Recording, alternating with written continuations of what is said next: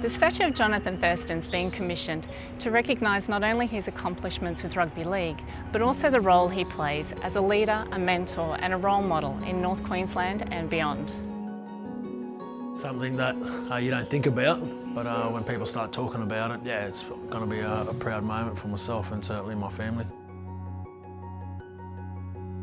You know, there's a lot of people that have played a big role in me getting to where I've, with my rugby league, you know, from all the junior coaches through the rep teams as a young boy and all the volunteers that, you know, help throughout their career. Johnathan and his wife Samantha were both really involved in the process to select Townsville artist Jane Hawkins as the sculptor. Well, it means a lot to me personally. I've watched JT develop over the years into the legend he is today, like many North Queenslanders, I guess. I think it actually means a lot to most North Queenslanders as well that it's been created by one of their own. The pose that I've chosen is the famous kick of the one that won the 2015 Grand Final for the North Queensland Cowboys, and I feel really honoured to be doing this. It is a challenge, so I'm very aware that there's going to be a lot of people looking at this. They're going to be expecting it to look like that photo, and I hope I can deliver that. I think I can. The pose is probably fairly iconic with what I've done throughout my career, and I think this image, you know, is etched into people's minds from North Queensland, especially the Cowboys fans, that achieving that first ever Grand Final win.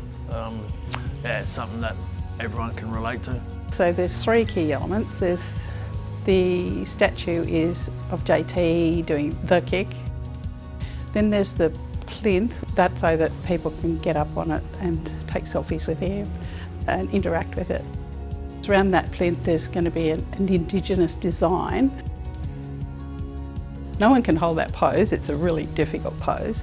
So I opted to get photos all the way around so that I could use them for reference, plus measurements, lots of measurements, just so I can refer to those. And of course I'll get JT in occasionally to model for me as well. JT's a really busy man. He's not able to be here every day modelling for me. So I've cast his hands in dental stone and I'll use them as a stand-in model for him.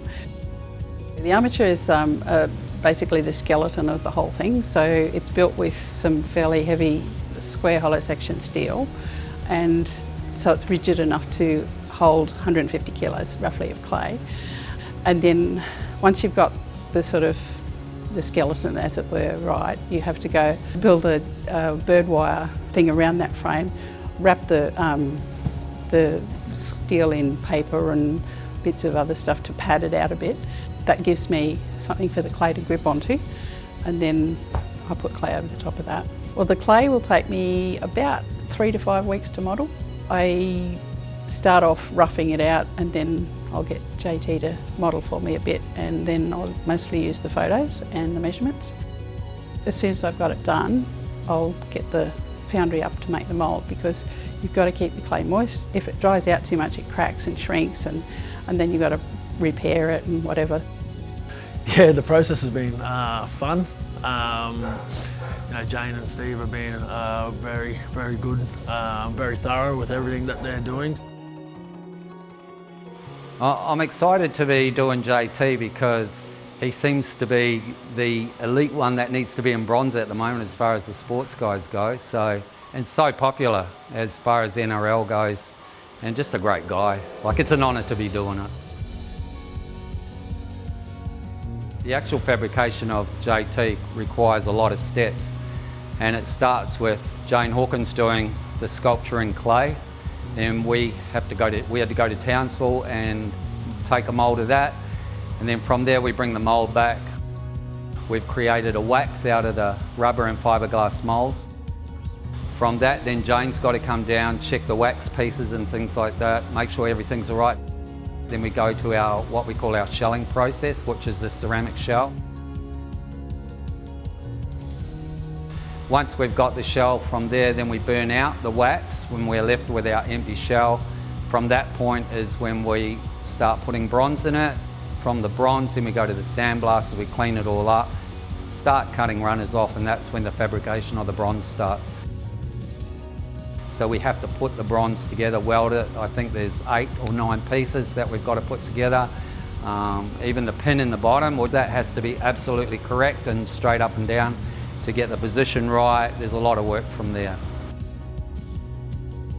And then we go from there back to the blasters, bring it all back to a neutral colour, comes back here, then we colour it, then we box it, and then it gets transported up to Townsville. So the process to apply the Indigenous artwork to the statue's plinth had almost as many steps as building the statue itself.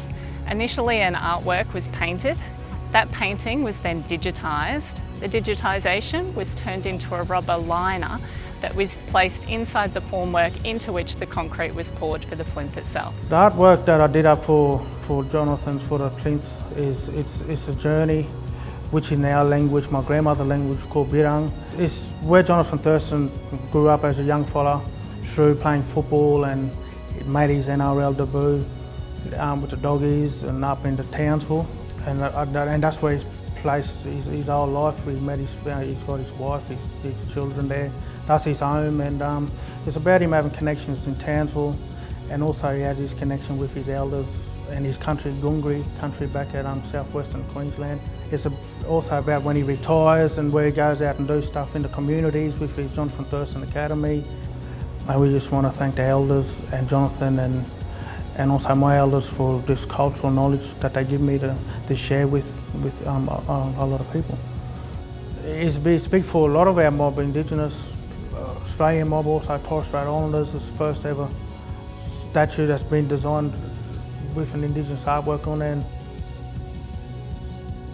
You know, I'm looking forward to the finished product, so it should be good. It's going to be a huge moment, and yeah, it's going to be a proud moment.